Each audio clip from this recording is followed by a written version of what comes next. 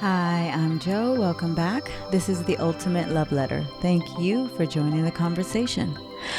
The way we judge life as good or bad, the situations that come, how we're so quick to determine in the moment whether they're positive or negative. And I'm here to walk us through how things that begin in our life, those things that God allows to come, how can we take a step back and not be so quick to judge? We don't know what God is doing.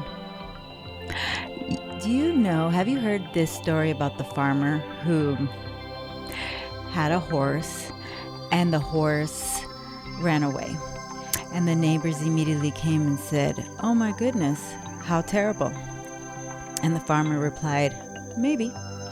The next day, the horse came back with 3 other friends, and the neighbors came and said, "Oh my goodness, what good luck." And the farmer replied, "Maybe." The next day, the farmer's son rode a horse and fell off and broke a leg. And the neighbors came and said, "Oh my goodness, how terrible." And the farmer replied, "Maybe." Then the army came, recruiting all able-bodied men for war. But the farmer's son was spared because of his broken leg. We do not understand what God is doing when He uses the situations in our life. For me personally, this has become so apparent this week, but really over the last couple years, but really it was highlighted for me just the other day. So I woke up one day, this was about almost 2 years ago now, and I had a car that I was leasing. It was my second lease, and it was almost over. It was coming to an end, like in 8 months at this point. And I woke up one morning and the car wasn't in my parking space. So immediately I said, "Oh my goodness, my car has been stolen." I went down to the police station. I reported it stolen. I called the insurance. Oh my goodness, reported it stolen there. And I'm thinking, how tragic. Like, the car is about to go back in 8 months and now it is stolen. And now perhaps I'm faced with the burden of, is there going to be a gap when the insurance kicks in and pays it off? Like, I didn't know what to expect. But more than that, those were the thoughts that came. But because of my faith in God, I allowed those thoughts just to pass right by me. Yeah, they came, and then I let them go. And I just held true to what I know. God is up to something. I went nearly the entire day, believing my car had been stolen. One thing I did immediately actually was I messaged my neighbor. My neighbor, I don't know how he sees it, but he sees everything. No matter what hour it is, like once our apartment was egged and my car at the time had gotten egged a bit, had gotten some of the back splash from the egg off the building. And my neighbor immediately ran out and he says, "I know exactly what apartment did it." It was a high rise on the side of our building. He pinpointed to the exact window, the exact apartment in the high rise that overlooks our building that was egging our building. And he says, "I just woke up at 3 a.m. and I heard music and I looked up, and as I looked up, I saw eggs flying out of this window." And I'm like, of course you would, at 3 a.m. randomly in the kitchen, and you see which apartment was egging our building. So, but it's like that. He sees everything. So immediately I messaged him and I said, "AB, have you seen anything? My car is stolen." I didn't hear anything back from him all day. So I went through the day and I'm like, okay, my car is stolen. I'm accepting this with grace because God, you're showing me something through this. So I'm just going to let it go. As the day went on and family and friends were trying to come to my aid, like, "Well, you can borrow my car, don't worry, and we'll get you another car," and all the beautiful things that they knew would lift me up, or the things they felt like they needed to do. As I sat with my situation, I looked at it and I was like, you know what, God? My clients live right here in Hollywood, within minutes of my home. My doctor is here in Hollywood. I can essentially walk to him. My dentist is here in Hollywood. I actually do walk to him. And my favorite restaurants and cafes and the things I love to do with hikes, they're all right here surrounded by me. So really, I started thinking, why the hell do I even have a car? Why am I putting out, almost $1,000 a month to pay for this thing that essentially I don't need? Everything I have is within walking distance of my home. And also, thank you, God, that everything is surrounded by where I live. Like, how has life been effortlessly built around me?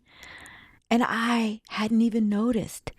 It took this situation to have my car stolen to recognize I didn't need it. To recognize the beauty of what God had built and I hadn't even noticed. He had made everything effortlessly around me and I missed it. But now I'm paying attention. Now that you've removed this car, God, I now see the beauty in what's happening. So as I realized that and I came to that conclusion and I was saturated in thank you, God, my beautiful neighbor messaged me in that moment. AB said, Joe, I'm so sorry. I'm just seeing this message. I've been sleeping all day. He says, but Joe, you never came home last night. And I said, huh? And he says, no. He says, your car was never parked in the parking lot. He says, and of course this is AB. He says, I went to the store at 7:20. Your car wasn't there. I went to walk the dog at 9 p.m. and your car was not there. And then I'm starting to scratch my head and I'm like, God, what? Like, I got home around that time. Was it stolen immediately when I parked? Like, I didn't understand.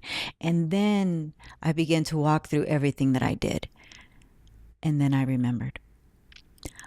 I came home, looked at the time. I know lottery closes at 7. So instead of walking to my corner store, I jumped in the car quickly because I didn't want to miss the deadline. I drove to my corner market, got my lottery tickets, decided to pick up dinner, did a little shopping in the shopping area. And because I usually walk there, I forgot I drove my car. And so I walked home. Essentially, my car had been parked in the shopping center down the street the whole time. Immediately when I realized this, I ran to the plaza and sure enough, there my car was parked safely the entire time. And I thought, look at God. God showed me in that moment so many things. For one, he showed me how I truly trust him. Because here it is, like a $30,000 loss is what it was going to look like. It looked like. And I remained in faith and in grace. I didn't get riled up. I didn't say, why me? I just said, well, God is up to something. I let it go without worry. And as I released it without worry, God then revealed what essentially he wanted me to see, which is you don't need this expense. You don't need this thing. There is a far beautiful way of living life, and here you have it. It's been built waiting for you to step in the whole time.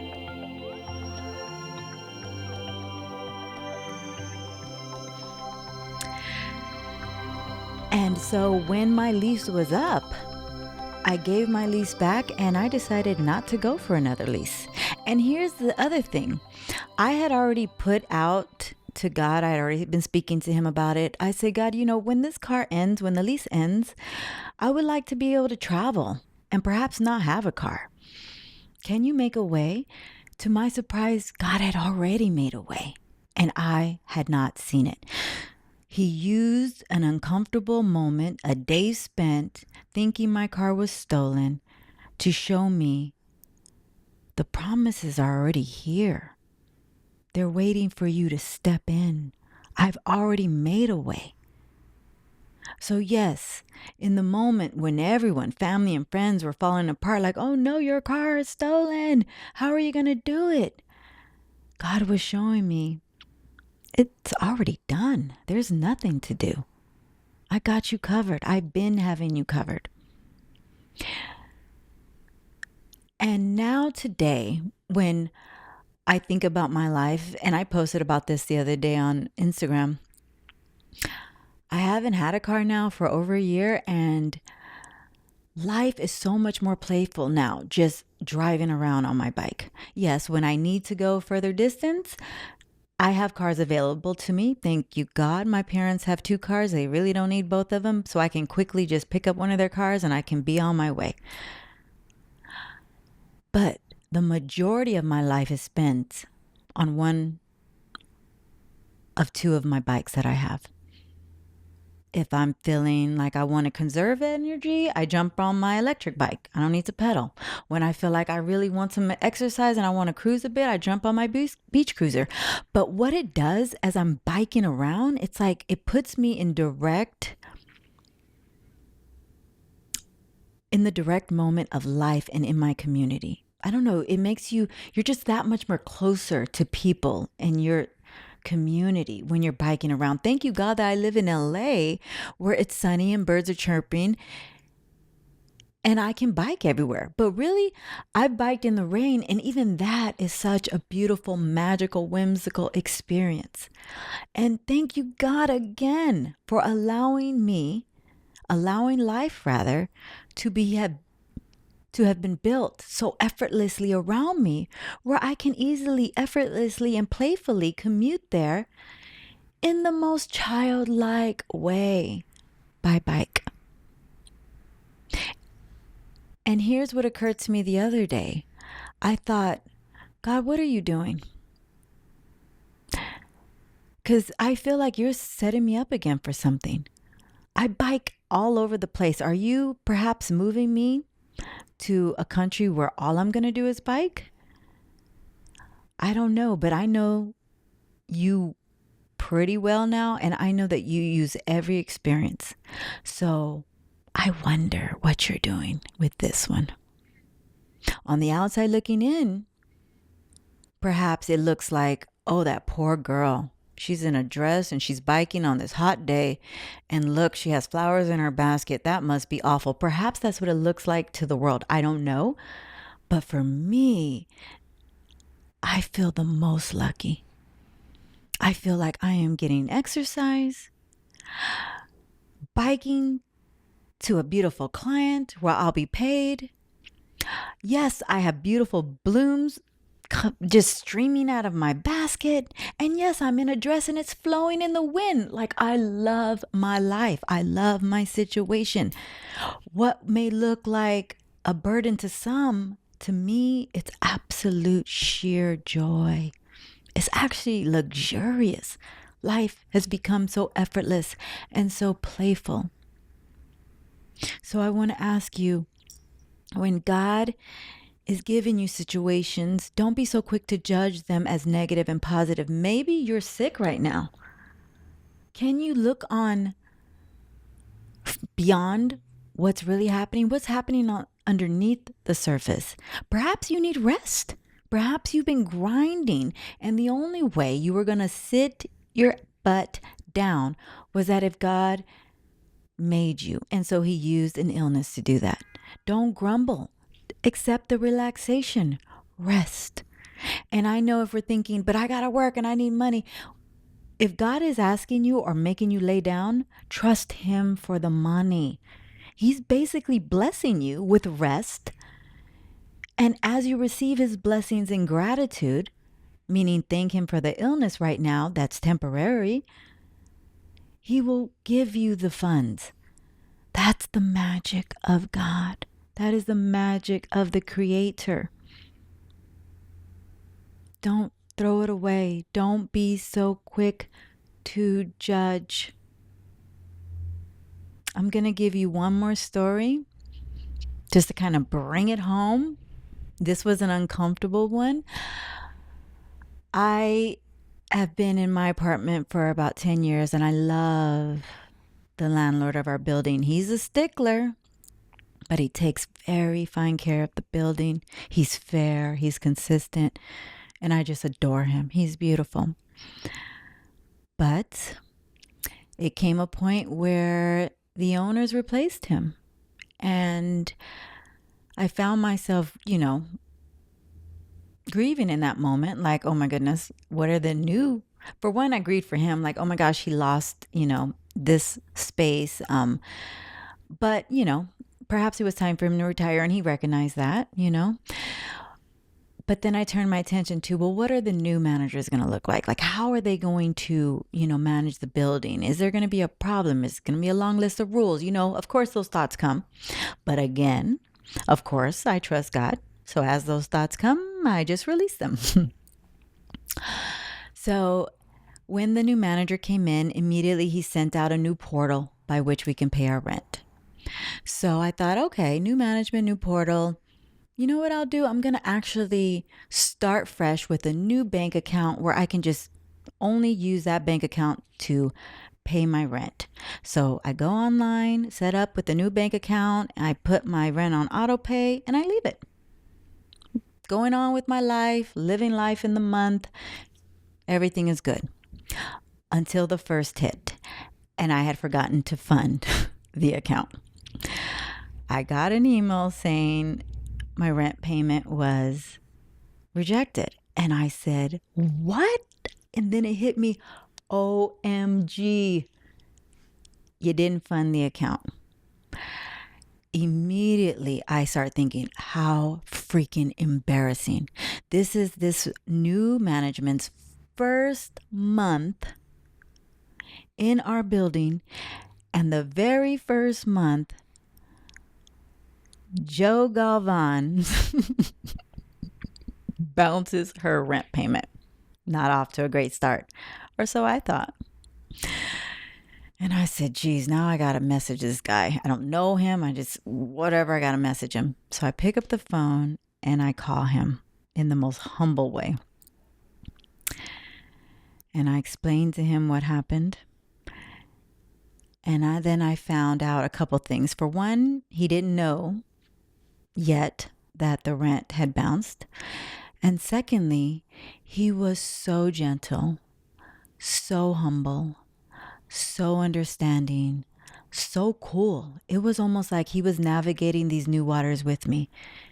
I asked him, I said, are they going to try to put the money or the check or the payment through again because the funds are there now? And he says, well, I don't know. I don't know if they'll put it through. I don't know. We'll see. We'll wait and we'll see. Like, he was so cool. And I thought, look at God.